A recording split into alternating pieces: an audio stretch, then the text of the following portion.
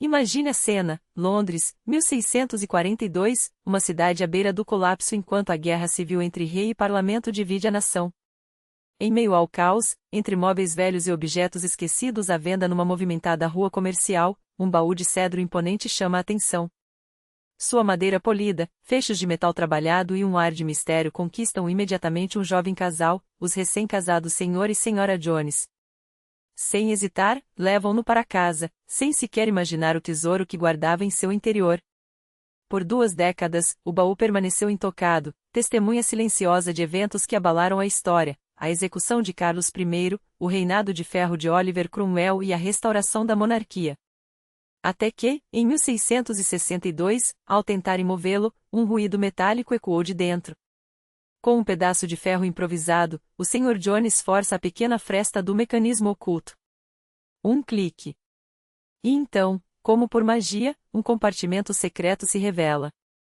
Dentro, manuscritos em uma língua desconhecida e uma pequena caixa contendo um crucifixo e um terço de madeira de oliveira.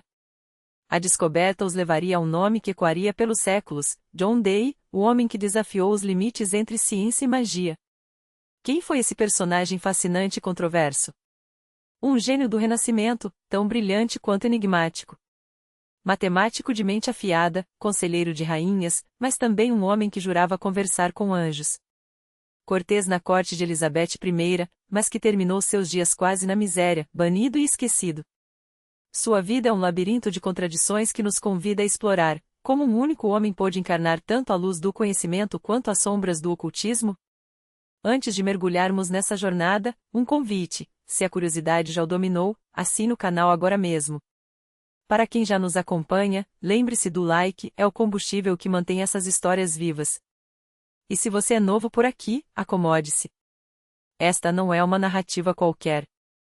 É uma história das mais densas, daquelas que deixam marcas. Vamos começar do princípio. Tudo tem início em 1527, quando John Dee vem ao mundo. Ele mesmo gostava de se gabar de uma linhagem nobre, descendente de príncipes galeses, mas a realidade era mais modesta: sua família pertencia aos Yeomen, pequenos proprietários rurais de sobrenome Anduan Preto em galês, que com o tempo se transformaria no Andeyan que conhecemos. Como muitos na época, eles viam na corte o caminho para a ascensão social. Seu pai, Roland Dee, seguiu os passos de um primo e construiu uma carreira sólida servindo Henrique VIII. O menino cresceu entre luxos, mapas antigos, globos celestes e os estranhos mecanismos do astrônomo real Nicholas Kratzer. Talvez até tenha presenciado os experimentos de alquimistas como Roger Bacon, em um ambiente onde política, ciência e traição se misturavam como pólvora. Afinal, a Torre de Londres, palco de tantas execuções, ficava bem perto de sua casa. Era um tempo perigoso, mas próspero para a família. Roland Dee ocupava um cargo estratégico: fiscalizava a importação de tecidos, lãs e artefatos estrangeiros, garantindo que tudo fosse medido, selado e taxado corretamente. Uma posição que rendia cerca de 100 libras anuais, uma fortuna na época, e abria portas para negócios paralelos, como a especulação com terras monasticais após a Reforma. Nesse mundo onde fé e ambição se chocavam, onde a ciência ainda se confundia com a alquimia, o jovem John Dee formaria seu caráter. O sucesso do pai abriu as portas de Cambridge para o filho. Naquela época, uma educação universitária não era apenas busca por conhecimento, mas um passaporte para a corte. E Cambridge fervilhava: de um lado, humanistas católicos apegados à tradição, de outro, protestantes em ascensão. Dee mergulhou nos estudos com uma intensidade quase doentia. O currículo incluía o Trivium, gramática, lógica e retórica, e o Quadrivium, aritmética, geometria, música e astronomia. Mas seu verdadeiro fascínio era pela matemática, especialmente pelos teoremas de Euclides. Ele chegava a dormir apenas 4 horas por noite, dedicando o resto do tempo aos livros. 18 horas de estudo, 2 para comer, confessaria mais tarde. No entanto, algo o incomodava profundamente: a destruição sistemática do conhecimento. Durante a Reforma, bibliotecas monasticais eram saqueadas, manuscritos queimados como obras demoníacas. Para Dee, era um crime contra a humanidade. Enquanto isso, seu interesse por figuras como Roger Bacon, o amágoan do século XIII, acusado de praticar artes proibidas, só crescia. Diziam que Bacon usava métodos radicais, como a menino cristal ou uma criança pura, supostamente capaz de enxergar anjos ou demônios através de esferas de cristal, espelhos ou taças com água, enquanto um adulto interpretava suas visões. Não é de estranhar que rumores semelhantes começassem a perseguir Day. Sua reputação já era ambígua quando, em 1546, Henrique VIII o nomeou membro do recém-fundado Trinity College. O motivo? Uma peça teatral que dirigiu, A Paz de Aristófanes, onde um ator voava pelo palco graças a um mecanismo engenhoso. O público ficou estarrecido. Day mais tarde usaria esse efeito especial como desculpa para os boatos de bruxaria que o acompanhavam, uma cortina de fumaça conveniente para encobrir atividades muito mais arriscadas, como traçar horóscopos para a princesa Elizabeth durante o reinado sangrento de Maria Tudor. Frustrado com a falta de reconhecimento e cada vez mais sufocado pelo clima hostil da Inglaterra, Day parte para o continente. Seu destino? Lovaina, onde o aguardavam novos mistérios e, talvez, respostas para suas perguntas mais profundas. Mas essa é uma história para o próximo capítulo. Lovaina não era apenas uma cidade qualquer, era o epicentro do pensamento científico europeu no século XVI. E John Day, é claro, não se contentaria com menos do que os melhores mestres. Ali, ele se sentou aos pés de gigantes, Gerardus Mercator, o gênio da cartografia cujos mapas redefiniram os limites do mundo conhecido, Gemma Frisius, o matemático e astrônomo cujos instrumentos de precisão revolucionaram a observação dos céus, e Antônios Gagnus, médico de renome, cuja erudição transcendia as fronteiras da anatomia e da alquimia. Mas foi na astronomia, ou melhor, na astronomia científica, que Day mergulhou com obsessão. Não se tratava de superstição barata, mas de uma busca metódica por decifrar os raios da virtude celeste. Armado com geometria, cálculos rigorosos e instrumentos que ele próprio fabricava, Day mediu o invisível, importou para a Inglaterra o primeiro globo de Mercator e, acima de tudo, deu início ao que se tornaria seu legado mais duradouro, os diários. Sim, aqueles mesmos diários, meticulosos, visionários, quase proféticos. Tudo começou em Lovaina, em agosto de 1548, quando Day, inspirado por Mercator e Gemma, passou a registrar a meteorologia nas margens de um tratado árabe sobre horóscopos. Mas não parou por aí. Ele incorporou efemérides, tabelas astronômicas que mapeavam os movimentos celestes com precisão cirúrgica, buscando correlações entre o clima terrestre e as influências planetárias. Pouco a pouco, as anotações se expandiram. Tratados pessoais, nascimentos, doenças, eventos históricos, e, em um detalhe que hoje soaria excêntrico, mas que para ele era ciência pura, o exato momento da concepção de seus filhos. Não por mero capricho, mas porque acreditava, como Gemma Frisius, que as estrelas teciam o destino humano desde o primeiro instante da vida. Quem já se debruçou sobre a astrologia renascentista sabe, essa ideia não era tão absurda quanto parece. E Day não era apenas um erudito isolado em sua torre de marfim. Em Lovaina e Bruxelas, ele teceu uma rede de contatos que mais tarde se revelariam estratégicos. Entre seus discípulos estava Sir William Pickering, diplomata da corte ligado às poderosas famílias Wyatt e Dudley, nomes que, como veremos, fariam toda a diferença em sua trajetória. Em Antuérpia, travou conhecimento com Abraham Ortelius, o futuro pai da cartografia moderna. E em Paris, suas aulas sobre Euclides eram eventos. Day não se limitava a discursar sobre teoremas, ele os materializava com modelos de papel de figuras geométricas, transformando abstratos em tangíveis. As salas lotavam. Filósofos como Pierre de la Ramée, o famoso Petrus Ramus, disputavam espaço para ouvi-lo. Quando voltou à Inglaterra, em 1551, Day já não era mais um estudante promissor, era uma celebridade intelectual, cortejado pelos círculos científicos de toda a Europa. Mas a Inglaterra que o recebeu havia mudado. Henrique VIII estava morto, e o trono agora pertencia a Eduardo VI, um rei protestante de apenas 9 anos, cujo reinado era um campo minado de intrigas religiosas. Day, armado com centenas de tratados astrológicos baseados em suas pesquisas de Lovaina, tentou se inserir na corte. Usou suas conexões com os Dudley, o poderoso duque de Northumberland e seu filho, o conde de Warwick, a quem, dizem, Day teria ensinado matemática. Chegou até a apresentar protótipos de anvidros perspectivos, lentes que, em retrospecto, lembram os primeiros telescópios. Mas o palco político era traiçoeiro. Em 1553, graças à intervenção do conde de Pembroke, conseguiu uma sinecura como reitor em Upton-upon-Severn, uma pequena paróquia à beira-mar. Parecia um refúgio. Até que o inferno se abriu. O problema era o bispo local, John Hopper, um protestante radical que via na astrologia de Dei uma heresia perigosa. Pior, Hopper detestava quando a nobreza impunha seus protegidos em cargos eclesiásticos. A tensão era inevitável. Mas Dei, com sua habilidade política, conseguiu manter o posto. Por pouco tempo. Em julho de 1553, Eduardo VI morreu sem herdeiros diretos, mergulhando a Inglaterra no caos. Northumberland, em um golpe desesperado, tentou entronizar Lady Jane Grey. E aqui a história de Dei se complica. Seu pai, Roland, era homem de confiança do duque. Quando o golpe falhou e Maria Tudor assumiu o poder, uma católica fervorosa, a família Dei foi arrasada. Roland foi excluído da anistia da coroação, seus bens confiscados, seu nome apagado. Para John, foi um golpe brutal. Mas também uma oportunidade disfarçada. Seu protetor, o conde de Pembroke, havia se aliado a Maria.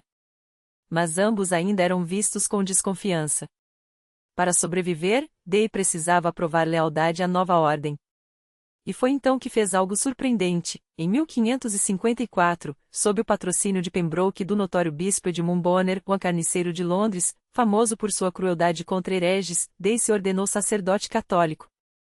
Não em um processo gradual, como era comum, mas em um ritual acelerado, quase grotesco. Em um único dia, ele passou por todas as 7 ordens sacramentais, do ostiário ao presbiterado.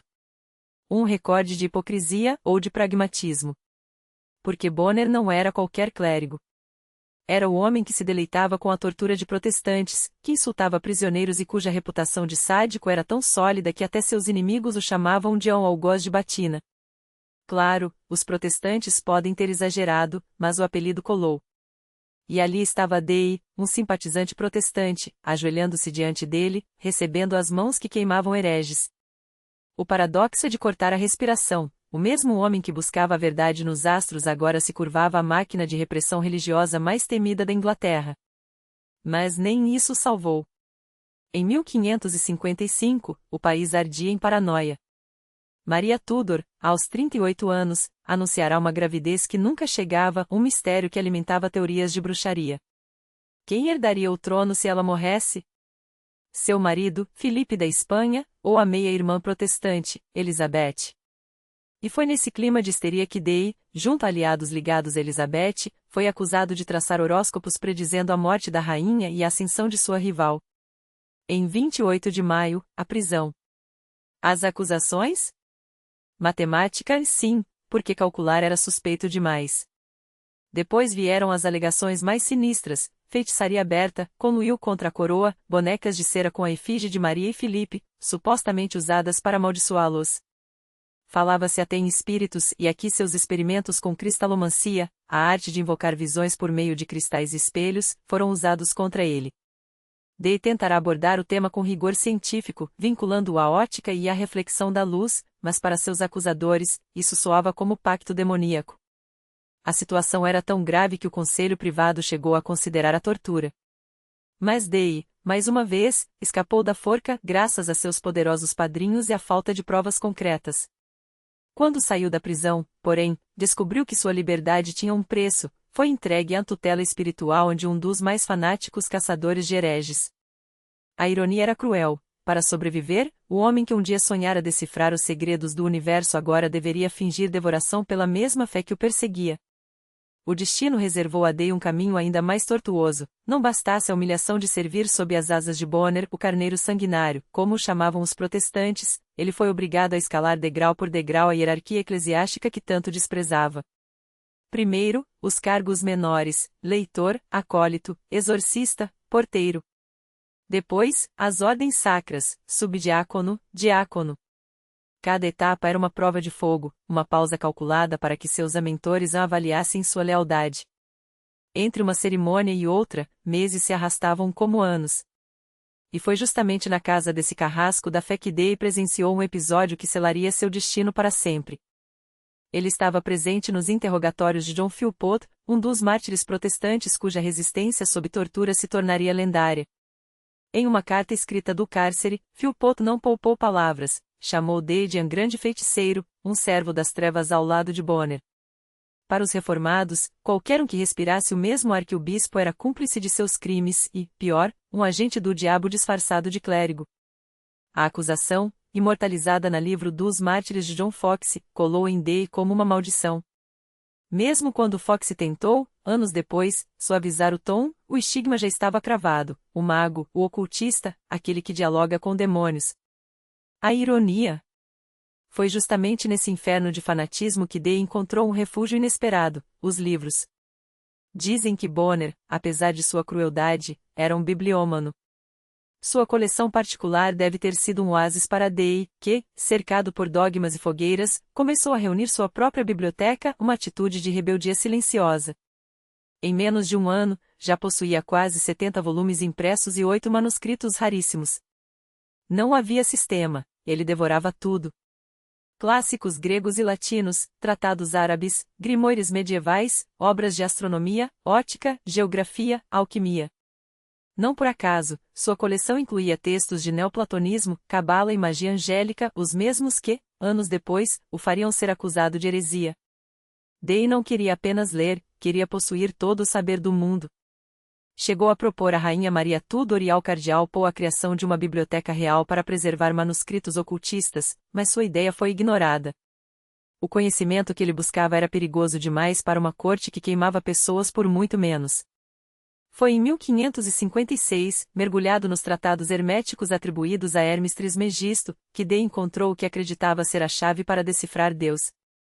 Na época, 12 textos eram considerados mais antigos que Moisés, uma teologia primordial, revelada diretamente pelo divino. E se a verdade última pudesse ser alcançada pela filosofia? Ou, quem sabe, pela magia? Ele se debruçou sobre Aristóteles, Avicena, e passou a caçar a pedra filosofal, não como um charlatão, mas como um cientista da alma. Foi então que, em um daqueles momentos que só os místicos chamariam de revelação, ele concebeu a mona hieroglífica, um símbolo tão denso que pretendia unificar alquimia, astrologia, geometria e cabala em um único glifo. Uma fórmula mágica para entender o universo. Imagine, uma única figura capaz de resumir toda a criação. No centro, um ponto, a Terra. Dela, uma linha vertical se eleva até um círculo, o Sol, cruzado por um semicírculo, a Lua, submissa à luz solar. A interseção forma uma cruz, os 4 elementos. No topo, o símbolo de Ares, o fogo primordial da grande obra alquímica. E tudo isso inscrito em um ovo, o cosmos dos alquimistas, o útero do mundo. Para Day, a mona não era apenas um desenho, era um mapa de ascensão espiritual, uma tecnologia sagrada para transformar o homem em algo divino. Ele a dedicou ao imperador Maximiliano II, prometendo nada menos que uma revolução no conhecimento. Mas advertiu, aquelas verdades eram para poucos. Como todo hermético, Day acreditava que o saber esotérico, nas mãos erradas, era uma arma. Daí sua obsessão pelo sigilo, sua recusa em publicar tudo o que descobria. A tradição era clara, desde os pitagóricos até os cabalistas, o conhecimento sagrado pertencia apenas aos iniciados. Paralelamente, ele escrevia obras mais respeitáveis, como os Aforismos Astrológicos, 1558, onde tentava matematicamente medir as influências celestes. Inspirado em Al-Kindi, ele teorizava que tudo, planetas, elementos, até objetos materiais, emitia raios invisíveis, tecendo uma rede de causas e efeitos que governava o destino. Cada coisa no universo era um nó nessa teia cósmica. E se fosse possível decifrar essa linguagem oculta? Para Day, a magia não era superstição, era ciência pura, a física do sobrenatural. O problema? Na Inglaterra de Maria Tudor, confundir astrologia com teologia era um convite para a fogueira. Mas ele não pararia. Não quando estava tão perto de desvendar o código de Deus. Os corpos celestes não apenas observavam a Terra de longe, eles agiam sobre ela, lançando raios invisíveis que moldavam eventos, destinos e até o temperamento dos homens. E o mágico que dominasse essas leis, que compreendesse a geometria secreta desses fluxos, poderia não só prevê-los, mas dirigi-los. Day não se contentava com as vagas especulações de Hawking sobre influências filosóficas, ele queria medir. Se os raios das estrelas se comportavam como luz, então deveriam obedecer a ângulos, refrações, distâncias calculáveis. Sua obsessão era transformar a astrologia em uma máquina de previsão precisa, uma ciência oculta com engrenagens de lógica matemática. Mas Day não era apenas um teórico enclausurado em sua torre de manuscritos. Enquanto a Europa ainda tateava com bússolas primitivas, ele projetou algo revolucionário, o compasso paradoxal, um instrumento que fundia magnetismo, astronomia e cálculos geométricos. Não se tratava de um simples ponteiro para o norte, seu dispositivo permitia traçar rotas, medir latitudes, desvendar coordenadas com uma precisão que deixaria qualquer navegador da época boquiaberto. Paradoxal porque desafiava o óbvio. Para Day, a navegação não era apenas técnica, mas uma arte sagrada, um diálogo com as forças que regiam os mares e os céus. Seus conhecimentos não se limitavam aos astros. Quando disputas por jazidas de carvão ameaçavam paralisar a economia, Day escreveu tratados de geodésia para resolver conflitos com a precisão de um agrimensor e a autoridade de um homem que, diziam, consultava os próprios anjos. Era essa versatilidade que o tornava indispensável. Enquanto a Inglaterra de Maria Tudor o perseguia, ele forjava as ferramentas que fariam de Elizabeth I uma rainha não só de um reino, mas de um império. E então, em 1558, a morte de Maria abriu as portas do destino. Elizabeth subiu ao trono, e com ela, os antigos aliados de Day, Pembroke, Dudley, voltaram ao poder. O mágico não perdeu tempo. Dizem que foi ele quem escolheu a data da coroação, alinhando os astros para um reinado abençoado. Os céticos argumentam que o conselho já havia decidido, mas quem, se não Day, traçou o horóscopo que confirmava a escolha divina? A nova rainha, fascinada por seu mistério, o acolheu.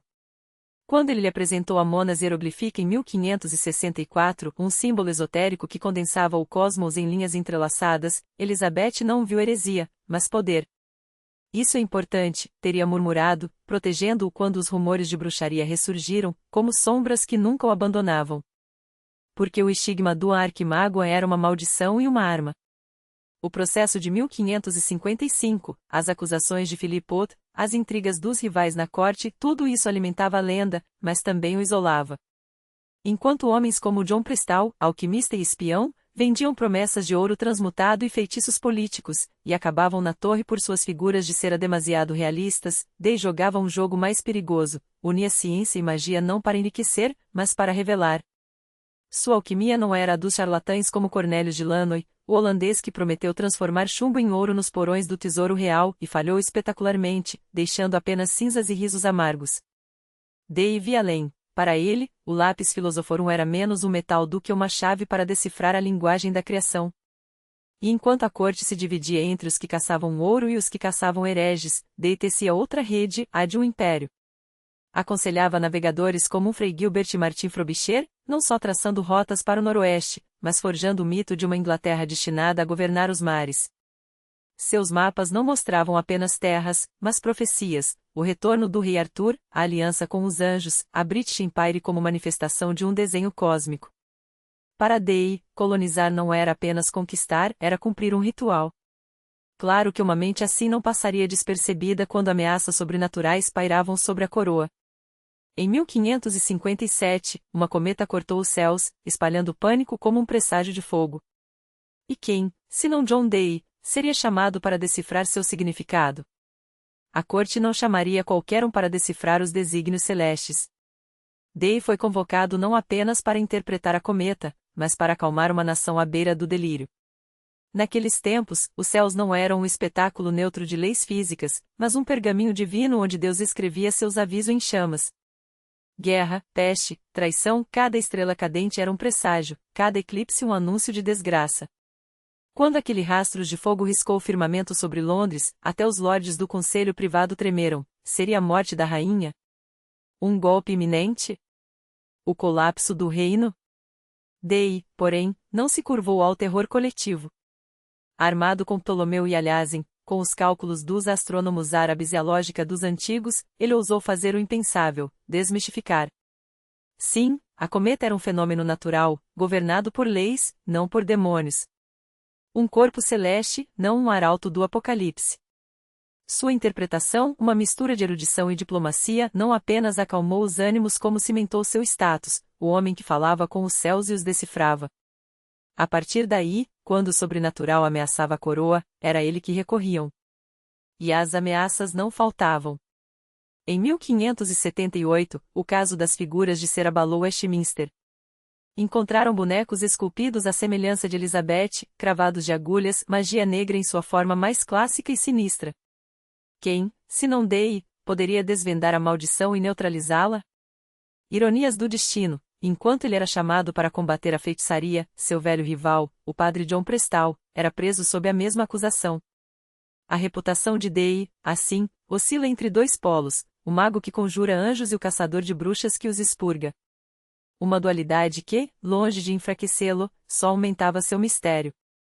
Mas sua mente não se limitava a exorcismos e presságios. Ele via além, o tempo, esse tecido sagrado, estava rasgado. Enquanto a Europa adotava o calendário gregoriano, preciso, moderno, a Inglaterra ainda se arrastava nos erros do Juliano, um anacronismo que distorcia até as datas das colheitas. Dei propôs a reforma. Apelou à rainha, ao conselho privado, aos lores influentes como Walsingham e Cecil. A lógica era irrefutável: alinhar-se ao continente, corrigir os equinócios, restaurar a ordem cósmica. A Igreja, porém, rugiu em oposição. O arcebispo Edmund Grindal, guardião da ortodoxia, viu heresia onde Dei via progresso. O projeto naufragou. Só em 1752, quase 2 séculos depois, a Inglaterra finalmente adotaria o calendário que lhe defenderá. Mais uma vez, a história provaria que Dei estava à frente de seu tempo. Mas foi entre essas batalhas, contra cometas, bruxas e bispos teimosos, que seu gênio deu o salto definitivo. Em 1562, sedento por conhecimentos que a Inglaterra não podia lhe oferecer, Dei embarcou em uma peregrinação intelectual. Seu destino, Antuérpia, o coração pulsante do saber europeu, onde o impressor William Sylvius guardava tesouros em tipos móveis. Ali, entre os cheiros de tinta e pergaminho, Dei devorou manuscritos proibidos, trocou ideias com alquimistas e cabalistas, e fez uma descoberta que mudaria tudo, uma cópia da cetanografia de Tritemius. O livro, em teoria, era um tratado de criptografia, um manual para esconder mensagens em códigos indecifráveis. Mas os rumores sussurravam algo mais profundo, que, sob o disfarce de cifras, Tritemius escondia a arte de falar com anjos. Métodos cabalísticos para invocar seres celestes, técnicas para decodificar a linguagem divina. Dei, que já flertava com a ideia de um diálogo direto com o sagrado, viu ali não um mero código, mas um convite. Ainda não eram os famosos rituais com Edward Kelly nos anos 1580, mas a semente já estava plantada. A magia angelical, que um dia definiria seu legado, começava a germinar em sua mente. De volta à Inglaterra, ele se estabeleceu em Mortlake, nos arredores de Londres, na casa de sua mãe, um refúgio que logo se transformaria no epicentro de sua ambição. Entre 1570 e 1583, aquele lugar não foi apenas uma residência, foi um templo do saber, uma fortaleza contra a ignorância. Os contemporâneos descreviam a propriedade como um labirinto de conhecimento, salas anexadas a salas, torres improvisadas, corredores abarrotados de instrumentos. Astrólabios de latão reluzente, alambiques de vidro soprado, globos celestes que mapeavam os segredos do universo. Quadrantes solares dividiam espaço com manuscritos iluminados e retortas alquímicas borbulhavam ao lado de genealogias de reis britânicos. E os livros? Ah, os livros! 4, 5 câmaras repletas deles, empilhados até o teto, como se as paredes fossem feitas de papel e tinta. Dei não colecionava volumes, ele resgatava uma civilização. Depois que Henrique VIII dissoluera os mosteiros e a reforma purificara bibliotecas com fogo, milhares de manuscritos foram jogados ao vento. Usados para embrulhar peixe no mercado, vendidos a trapeiros como papel de embrulho, exportados como sucata para calafetar navios. Dei viu o crime e agiu. Comprou, salvou, acumulou. Seus agentes percorriam a Europa, ele próprio vasculhava feiras de livros em Bruges e Frankfurt. Quando partiu para o continente em 1583, seu catálogo listava cerca de 4.000 volumes, um quarto deles, manuscritos raríssimos. Hoje, os historiadores revisam o número para algo em torno de 2.500, com 17 códices medievais, Mas mesmo essa estimativa modesta esconde uma verdade espantosa: muitos daqueles livros eram, na realidade, compêndios de várias obras, encadernados juntos. Uma biblioteca dentro de outra biblioteca. Era, sem exagero, uma das maiores coleções privadas da Europa. Superava a do Lord Lume, com seus 2.800 volumes, e rivalizava com a lendária biblioteca de Jean Grolier, na França. Mas o verdadeiro poder de Mortlack não estava no tamanho, e sim no conteúdo. Aqueles livros eram o espelho de uma mente que recusava limites. A ciência, especialmente a matemática, tinha seu lugar de honra. Day era um mestre dos números, um cartógrafo das leis ocultas que regiam o cosmos. Mas reduzir sua biblioteca a equações seria como descrever um oceano pela sua salinidade. Não, aquilo era o arsenal de um mago renascentista. E cada sessão revelava uma faceta de sua busca. Comecemos pela filosofia. Aristóteles dominava em quantidade, mas era Platão e aos neoplatônicos que Day pertencia. Ele possuía edições completas de Plotino, Porfírio, Proclo. Várias cópias do Timeu, o diálogo que desvendava a alma do universo. Ao contrário dos humanistas, que desprezavam a Idade Média, Day reverenciava seus místicos. Sua coleção de obras de Ramon Llull era uma das maiores da Europa, tratados autênticos e textos apócrifos, todos devorados com igual avidez. Porque Llull, o catalão visionário, havia criado algo revolucionário, a arte da combinação. Seus círculos concêntricos, girando letras e símbolos, prometiam nada menos que decifrar a mente de Deus. Para Day, era a chave perfeita, lógica, misticismo e alquimia fundidos em um só sistema. Não por acaso, ele se via como herdeiro de Roger Bacon, o franciscano que ousara unir ciência e magia. E então, a Cabala. Ah, a Cabala! Cornélio Agripa, com sua de oculta filosofia, foi seu guia nesse labirinto de letras sagradas. O Corpus Hermeticum, atribuído ao mítico Hermes Trismegisto, era sua Bíblia secreta. Day acreditava na Psiateologia, uma sabedoria primordial, revelada por Deus a Zoroastro, Orfeu, Pitágoras e Platão, antes mesmo do cristianismo. Todos os fragmentos dessa verdade perdida ele os caçava. Manuscrito após manuscrito, tradução após tradução, ele reconstruía a religião que o mundo havia esquecido. Porque, no fundo, era isso que Day buscava, uma fé sem fronteiras. Uma espiritualidade que unisse todas as tradições em um só coro, livre dos dogmas que dividiam a cristoandade. Ele rejeitava o puritanismo ascendente, com seu Deus severo e suas guerras santas. Sonhava com um cristianismo primordial, puro, onde a magia não era heresia, mas sabedoria. Onde anjos e números, alquimia e oração, formavam um só tecido sagrado. E, por fim, a história. Day era um antiquário obsessivo, um arqueólogo da alma britânica.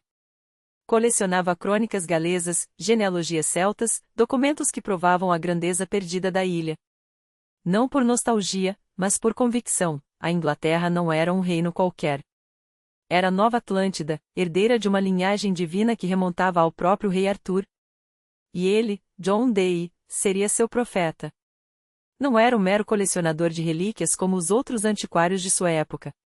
Day buscava nas lendas de Bruto, o troiano que teria fundado a Britânia, e nas crônicas do rei Arthur não apenas curiosidades históricas, mas provas fundamentos sagrados para as ambições imperiais da Inglaterra elisabetana. Afinal, que nação poderia reclamar maior legitimidade divina do que aquela cujo solo fora abençoado pelos descendentes de Troia e pelos cavaleiros da Távola Redonda? Os clássicos Lívio, Plutarco, Heródoto, Tucídides serviam-lhe como testemunhas de um passado glorioso, mas eram as profecias e os mitos britânicos que alimentavam sua visão. A Inglaterra não era apenas um reino, era o centro de um novo império espiritual, predestinado a unificar o mundo sob a luz da verdadeira fé. E é aqui que chegamos ao capítulo mais controverso e fascinante de sua vida, as conversas com os anjos e a figura sombria de Edward Kelly. Março de 1582.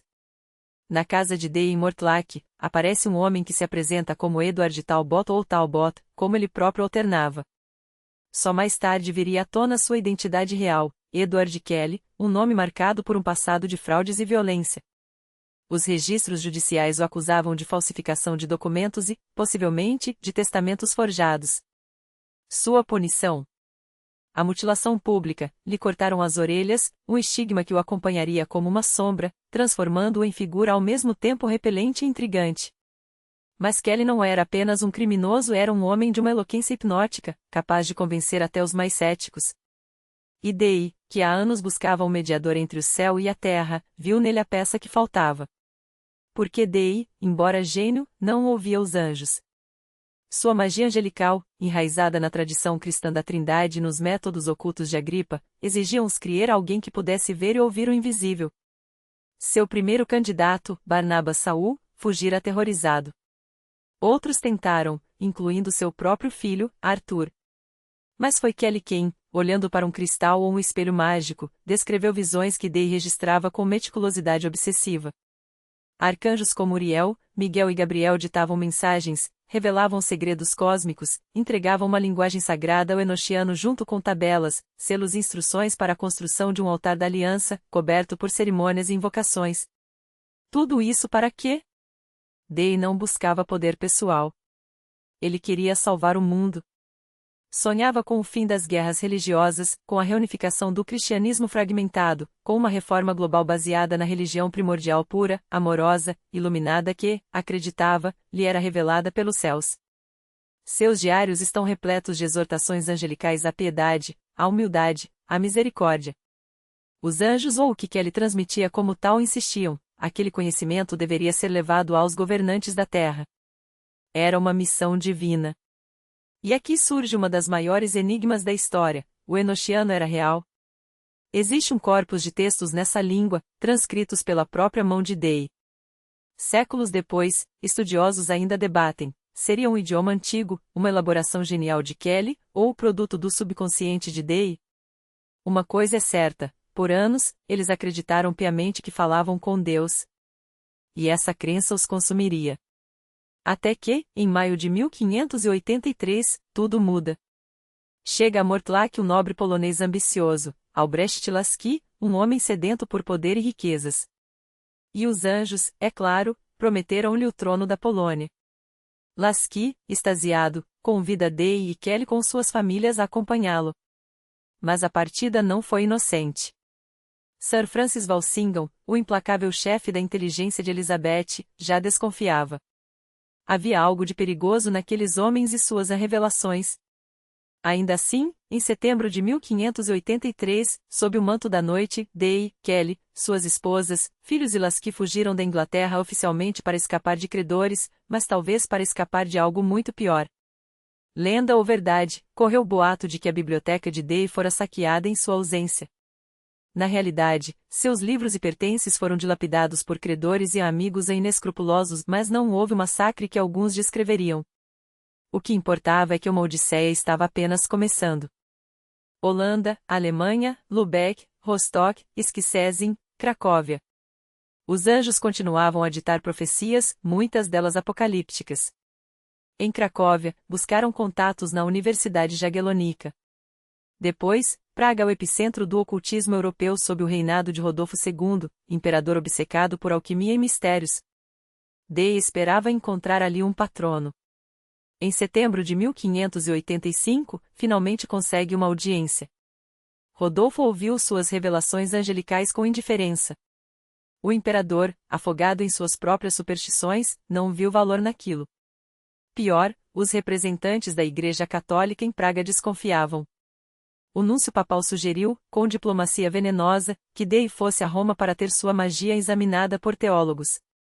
Ele recusou. Os jesuítas, por sua vez, negaram a Kelly a confissão. Afinal, como poderia um homem que se comunicava com anjos a não reconhecer que eram, na verdade, demônios? Dei, furioso, via naquela intransigência a prova de que a Igreja havia se afastado da verdadeira espiritualidade. Sua fé hermetista, baseada no amor e no conhecimento, estava acima das divisões confessionais. Ele ainda sonhava em reformar o cristianismo por dentro, unindo católicos e protestantes sob uma única luz. Mas os sonhos se esvaíam. Após o fracasso em Praga, partiram para a corte do rei polonês Estevão Batory, onde também não encontraram acolhida. Até que, finalmente, um novo patrono surgiu, Vilém de Romberka, um dos homens mais ricos e poderosos da Boêmia, obcecado por alquimia.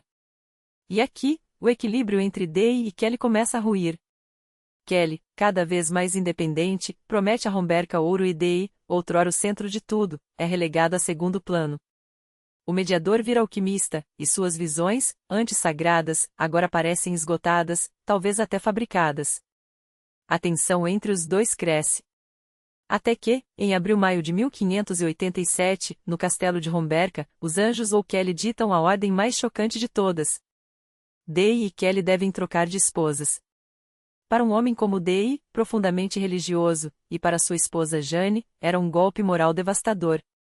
Seus diários registram noites de angústia, orações desesperadas, dúvidas que o corroíam. Mas, no fim, ele obedeceu. Afinal, como questionar a vontade de Deus, manifestada por seus mensageiros? Assinaram um pacto. O que se passou em suas almas naquele momento é impossível imaginar. Mas uma coisa era certa, aquilo destruiu qualquer resto de confiança entre eles.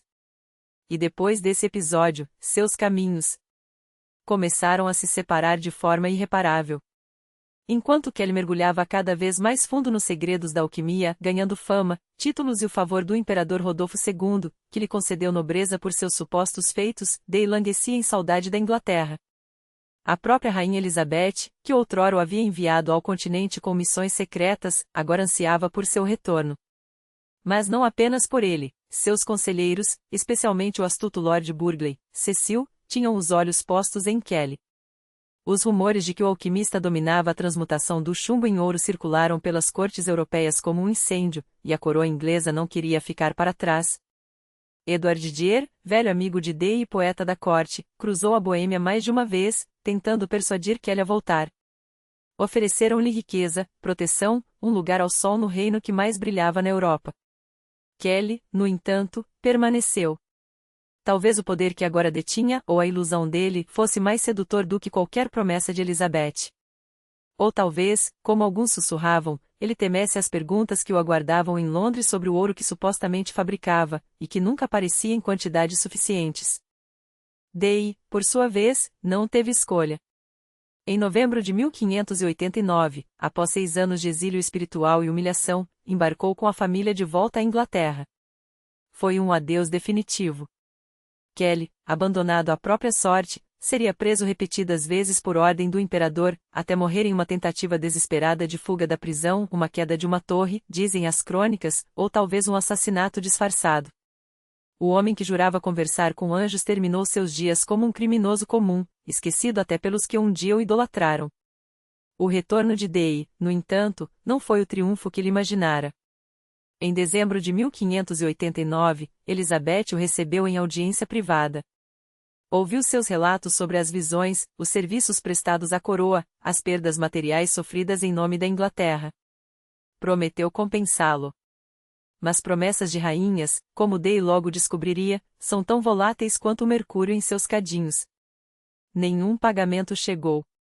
Nenhuma restituição. A realidade era cruel. A Inglaterra que ele deixará já não existia. Seu maior inimigo agora era John Whitgift, o novo arcebispo da Cantuária, um homem de fé rígida, intolerante a qualquer desvio da ortodoxia. Para Whitgift, Day não passava de um charlatão perigoso, um herege que se atrevia a invocar espíritos e traçar círculos mágicos. Suas sessões com anjos, suas andanças pela Europa ao lado de alquimistas e aventureiros, sua obsessão por profecias, tudo isso era uma afronta à Igreja. O arcebispo bloqueou cada tentativa de Day obter um cargo digno, seja na universidade, seja na hierarquia eclesiástica. A Inglaterra de Elizabeth, outrora aberta a mistérios, agora tremia diante de ameaças reais, puritanos radicais, católicos conspiradores, à sombra da Espanha. Não havia espaço para um homem como Day, cujas visões pareciam cada vez mais loucura do que revelação. Ele tentou se reinventar. Retomou as sessões com novos médiuns, buscando provar que seus dons eram genuínos. Chegou a realizar um exorcismo em uma mulher possessa, usando óleos sagrados e orações, um ato que, em vez de redimi-lo, apenas alimentou os boatos de que praticava magia negra. Consultava nobres em busca de tesouros escondidos, um ofício comum na época, mas que, em suas mãos, soava como mais uma fraude. Pior, seus detratores o associavam ao círculo de Walter Raleigh, a chamada Escola da Noite, um grupo de intelectuais, poetas e cientistas que ousavam questionar os dogmas da Igreja. Entre eles estavam o matemático Thomas Harriot, o poeta Christopher Marlowe, aquele que alguns juram ser o verdadeiro Shakespeare, e o astrólogo John Dee, cujas ideias sobre alquimia e cosmologia eram vistas como heréticas.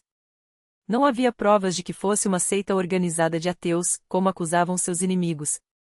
Eram, na verdade, homens de ciência e arte, fascinados pelas novas ideias que varriam a Europa, desde as teorias de Copérnico até traduções proibidas da Bíblia. Mas, aos olhos dos conservadores, isso bastava para condená-los. Dei, no entanto, não era um rebelde. Era um homem de fé, embora sua fé fosse tecida com fios de mistério. Mas a corte não queria mais mistérios. Queria ordem. E quando suas previsões, como a do ataque espanhol, que Lord Burghley pode ter usado para fins políticos, falharam, seu prestígio desmoronou. Em 1592, desesperado, escreveu uma breve relação para a rainha, uma espécie de autobiografia defensiva onde listava seus serviços, suas perdas, sua lealdade inquebrantável. O documento é revelador, mostra uma Elizabeth que, apesar de sua imagem pública, nutria um fascínio secreto pelo oculto. Mas nem mesmo isso salvou. Em 1595, finalmente lhe ofereceram um cargo, reitor do Colégio de Cristo, em Manchester. Soava como uma honra. Na prática, era um exílio disfarçado. Longe da corte, longe do poder, em uma instituição decadente, afundada em dívidas e conflitos internos. Dei brigava com o clero local, com os arrendatários, com a burocracia que o asfixiava. A vida ali era amarga, mas ele persistia. Continuava com suas sessões, mesmo quando seus médiuns se voltavam uns contra os outros, mesmo quando, em 1600, queimou parte de seus registros, talvez por desespero, talvez por medo de que caíssem em mãos erradas. Tentaram arrastá-lo para o escândalo das bruxas de Lancashire, um caso sensacionalista onde seu nome foi mencionado como especialista em possessões. Sua participação foi ambígua, e seus inimigos usaram isso para manchar ainda mais sua reputação. Enquanto isso, as dívidas se acumulavam. Os credores batiam à sua porta. A tragédia pessoal se abateu em 1605, quando a peste levou sua esposa Jane, a mulher que o acompanhará em todas as suas peregrinações, que compartilhara suas visões e suas dúvidas. Morreram também alguns de seus filhos. Dei ficou sozinho, quebrado. A morte de Elizabeth, em 1603, selou seu destino. O novo rei, Jaime I, era obsesso por bruxaria não por curiosidade, mas por medo. Escreveu até um tratado sobre demonologia, onde condenava qualquer prática que cheirasse a magia. Em 1604, um novo estatuto contra a feitiçaria foi aprovado, ainda mais severo que os anteriores. Dei, percebendo o perigo, fez algo desesperado, enviou uma petição ao rei, pedindo um julgamento público. Que investigassem sua vida, que o declarassem inocente ou, se culpado, que o executassem de uma vez. Queria limpar seu nome. Jaime ignorou o pedido. Seus últimos anos foram de miséria em Londres, doente, dependendo da caridade de comerciantes, especialmente da Guilda dos Mercers, que o ajudava por piedade ou por algum resquício de respeito pelo homem que já fora conselheiro de rainhas. Morreu em 26 de março de 1609, na casa de um certo John Pontois, rodeado pelos restos de sua biblioteca, outrora maior da Inglaterra, e pelos instrumentos que já não funcionavam. Nem mesmo a morte lhe trouxe paz. Sua reputação permaneceu dividida. Para uns, era um charlatão, um louco que conversava com demônios disfarçados de anjos. Merrick Casaubon, filho do famoso erudito que desmascarou a tradição hermética, publicou trechos de seus diários como prova de engano diabólico. Samuel Butler o ridicularizou em Hudibras, pintando-o como um tolo crédulo. Para outros, no entanto, ele era um guardião de saberes perdidos. Elias Acholi, o grande antiquário, estudou seus manuscritos com reverência, chegando a repetir alguns de seus rituais. Os rosacrucianos do século XVII o reclamaram como um dos seus, embora não haja evidências de que pertencesse a qualquer ordem secreta. Só no século XX sua figura começou a ser reabilitada. Historiadores como Francis Yates o colocaram no centro do Renascimento inglês, mostrando como suas ideias, da navegação à matemática, da alquimia à filosofia hermética, influenciaram não apenas a ciência, mas até o teatro de Shakespeare. Francis Yates argumentou que Dee foi uma ponte entre a magia e a ciência moderna, um visionário cujo trabalho preparou o terreno para homens como Newton. Outros, como Peter Frente, ressaltaram seu papel na expansão marítima britânica, provando que suas cartas e cálculos foram essenciais para as viagens que fundaram o império. E ainda assim, os anjos permanecem o grande obstáculo à sua redenção completa. Como reconciliar o gênio com o místico? O cientista com o homem que jurava ter falado com o arcanjo Miguel? Talvez a resposta esteja justamente aí. Em um tempo onde a fronteira entre ciência e magia ainda era porosa, John Dee foi ambas as coisas. Um homem à frente de seu tempo e, por isso mesmo, condenado a ser incompreendido. Eis o cerne do paradoxo que desafia qualquer tentativa de enquadrá-lo, como mesmo o homem que escreveu um prefácio matemático brilhante à edição inglesa de Os Elementos de Euclides, texto que ainda hoje é estudado por sua clareza e rigor, poderia passar anos registrando, com meticulosa paciência, diálogos com entidades celestiais através de um médium de reputação duvidosa. Sua crença abarcava tantas estranhezas que a eventual precisão de uma delas quase se perde no emaranhado. Afinal, quando se acumulam tantas verdades improváveis, a própria noção de verdade se esvai. E falando em voos, não os das aves, mas os da mente, como conciliar o Dee erudito, defensor do hermetismo, com as teorias que abalavam os alicerces do cosmos? Tomemos Copérnico. Dee não apenas conhecia seus cálculos como os elogiava desde 1556, anos antes de a revolução heliocêntrica ganhar força. Foi mentor de Thomas Giges, o astrônomo que mais divulgou as ideias copernicanas na Inglaterra, e em suas anotações pessoais deixava claro: a teoria do movimento terrestre não era apenas elegância matemática, mas uma possibilidade real. No entanto, jamais a defendeu abertamente. Por quê? Aqui, mais uma vez, o hermetismo oferece uma pista. Para Dee, o Sol não era apenas um corpo celeste, mas o símbolo visível de Deus, o coração pulsante do universo. Aceitar o heliocentrismo não era um ato científico neutro, era um gesto carregado de mistério, quase uma confissão de fé. Divulgar essa ideia poderia ser profanar um segredo sagrado, expondo à luz do debate público algo que, para ele, pertencia ao domínio do iniciado. Assim, enquanto a Europa se dividia entre Ptolomeu e Copérnico, Dee guardava suas convicções como quem protege um fogo sagrado, útil, mas perigoso em mãos indiscretas. Sua vida terminou como viveu, entre sombras e manuscritos. O baú que guardava seu segredo sobreviveu a ele por décadas, mas sua biblioteca, uma das maiores da Inglaterra, se dispersou como pó ao vento. Os diários angelicais, cheios de símbolos e profecias, seguem desafiando decifração. Separar o fato da lenda é tão difícil quanto distinguir, em suas anotações, onde termina a ciência e começa a magia. Uns o confundiram com Fausto, outros com Edward Kelly, seu médium controverso, mas a verdade é que Dee foi espelho de sua época, um tempo em que a revolução científica nascia entre alambiques e orações, onde se buscava, ao mesmo tempo, medir os céus e conversar com Deus. Talvez o maior legado de John Dee não esteja em suas fórmulas ou invocações, mas na pergunta que sua vida suscita, onde, afinal, ele traçava a linha entre o racional e o transcendente?